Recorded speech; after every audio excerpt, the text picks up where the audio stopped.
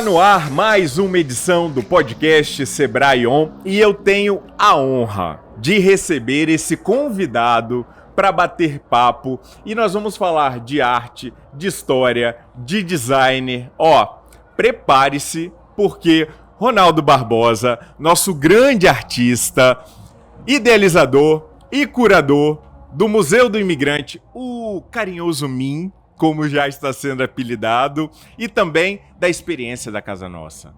Ronaldo, explica para quem está em casa, primeiro seja muito bem-vindo, mas explica para quem nos acompanha, como é que saem essas ideias para as criações? Como funciona a cabeça de um artista? Depois, se você quiser, eu te explico, mas não sei se vou conseguir explicar como é que funciona a cabeça de um jornalista de televisão, mas tem como explicar como funciona a cabeça de um artista?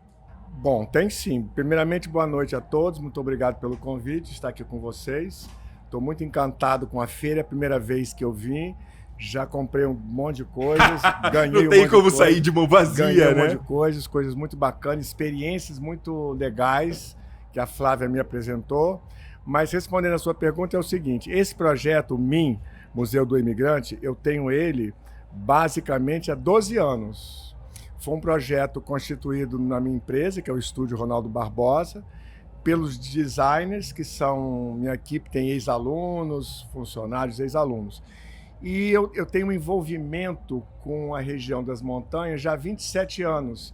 Eu vim para cá exatamente por causa do Instituto Juta Batista, que é da dona Yuta, que era da dona Yuta, esposa do Dr. Eliezer Batista, e fiquei os 6 primeiros anos numa casa de imigrantes italianos no sítio deles.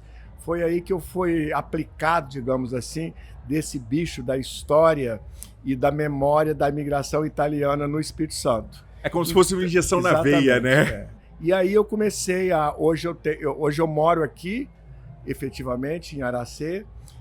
Comprei essas casas, ainda não tinha um sítio, e eu comprava essas casas antigas, da terceira e quarta geração, que edificavam as casas de alvenaria e queriam vender essas casas antigas. Então, na realidade, quando eu comprei o sítio, eu já tinha 4 casas. E acho que essa inspiração, quer dizer, eu desmontava essas casas, enumerava e guardava essas casas na casa de amigos, de sítio de amigos. E há 17 anos, quando eu comprei o sítio, eu comecei a remontar e reconstruir essas casas. E acho que essa história do MIM veio exatamente daí. Eu comecei a pensar, eu tenho um sítio há 17 anos, mas há 10, 12 anos, eu comecei a pensar que teria que ter aqui um museu que fosse construído, edificado e curado pelos jovens e crianças, a partir dessa história e dessa memória. E ontem tivemos a felicidade, o prazer e a honra. Estou muito honrado porque o presidente do Sebrae, o Pedro Rigo, me convidou para trazer essa ideia para cá. Essa ideia já andou por alguns lugares. Já foi para o sul, já foi para o norte. Ano passado a gente teve uma movimentação em relação a ela, de implantar esse museu no outro lugar, mas eu precisava de um lugar grande, né? Um lugar novo, um lugar que tivesse uma arquitetura também antiga, como esse galpão, que vai ser o MIM. E ontem eu tive essa felicidade, eu estou muito contente, muito emocionado ainda, porque ontem foi lançada a pedra fundamental, do MIM, e foi você que anunciou. Posso falar que para mim também foi muito gratificante poder fazer parte dessa história, porque lá na frente o MIM vai estar nos livros, em que essas crianças vão estudar. E eu vou poder falar assim, eu anunciei, eu estive lá, eu vi a pedra fundamental, e mais, eu tive o privilégio de conversar com quem criou isso tudo, Ronaldo Barbosa. Além da experiência que a gente presenciou e que você de casa vai acompanhar aí um trechinho do vídeo que foi apresentado sobre o Museu do Imigrante, carinhosamente apelidado de MIM, você também participou de outras criações aqui do Polo Sebrae de experiências turísticas, né, Ronaldo? Conta para quem está nos assistindo o que o visitante que vier aqui vai poder sentir na pele.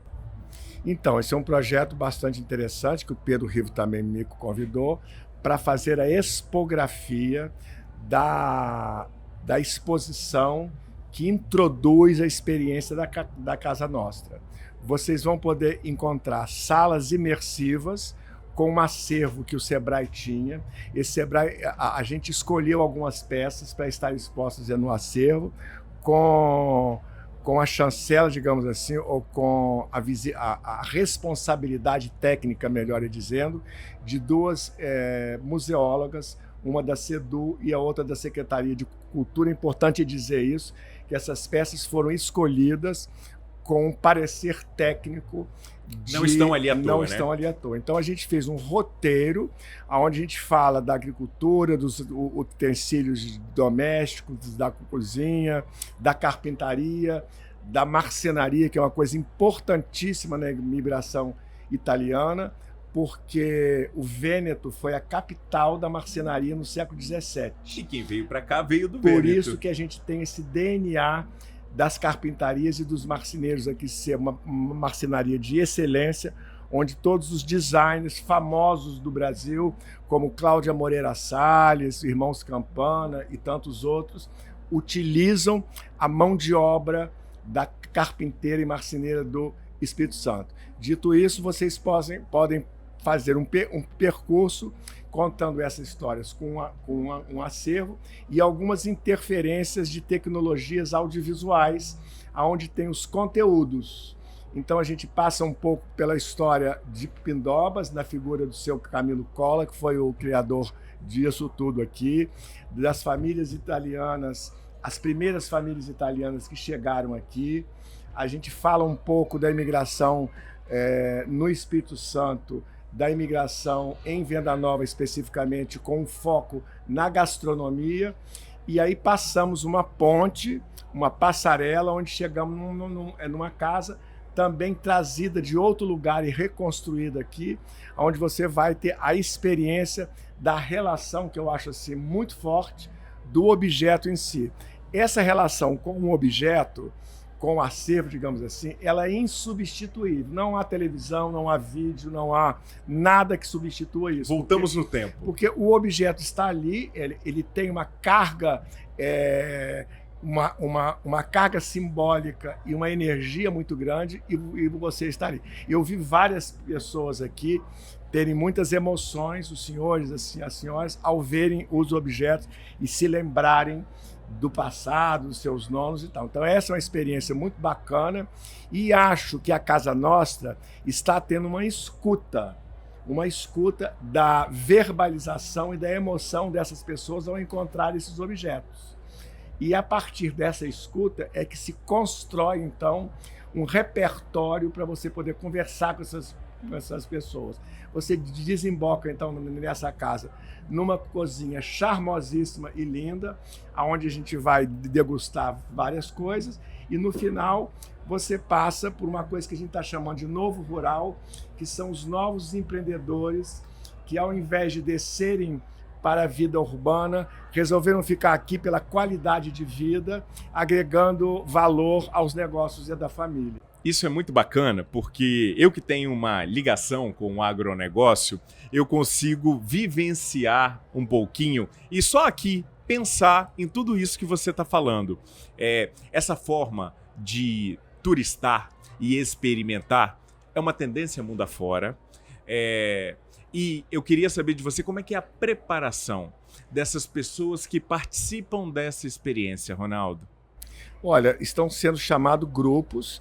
Quer dizer, as pessoas já têm uma expectativa muito grande, né, de vir aqui na Casa Nostra. Existe uma expectativa grande, e essas pessoas estão chegando aqui e são recebidas por monitores que fazem esse roteiro.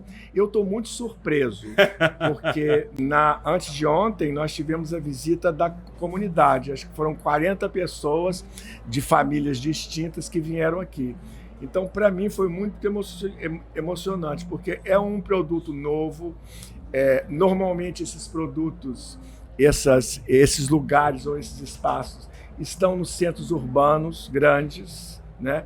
E a gente está trazendo isso para o meio do Espírito Santo, para a região das montanhas, onde normalmente não se tem essa relação. Então, assim, está tendo um impacto muito grande, eu acredito, e estou vendo isso, né? Professor, obrigado pela aula. Imagina. Vamos dar um obrigado. Spoiler para quem está em casa? Vamos. O museu fica pronto quando? Olha, a gente está pensando Olha a pressão, o em museu fica pronto lançá-lo quando? em 1 ano e meio. 1 ano e meio.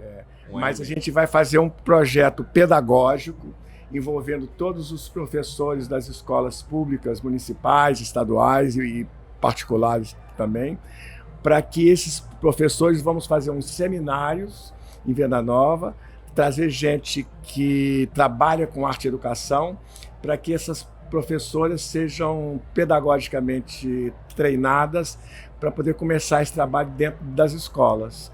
Ronaldo Barbosa, obrigado. Imagina, obrigado obrigado pela a vocês, aula, pela obrigado atenção. por arrumar um tempinho para vir bater Imagina, papo com a gente. prazer. Tô muito É sempre feliz. muito bom te Muito, receber muito aqui. bacana. É sempre Obrigado. muito bom. E mais uma Foi um vez, prazer. Muito obrigado. por me deixar testemunhar esse momento tão importante. Imagina, isso vai dar certo, não Vai vai? dar certo, vai dar certo. Vai dar. Obrigado. Obrigado a você. Esse foi o podcast Sebrae On, muito especial, com a presença de Ronaldo Barbosa. Eu espero que você tenha gostado.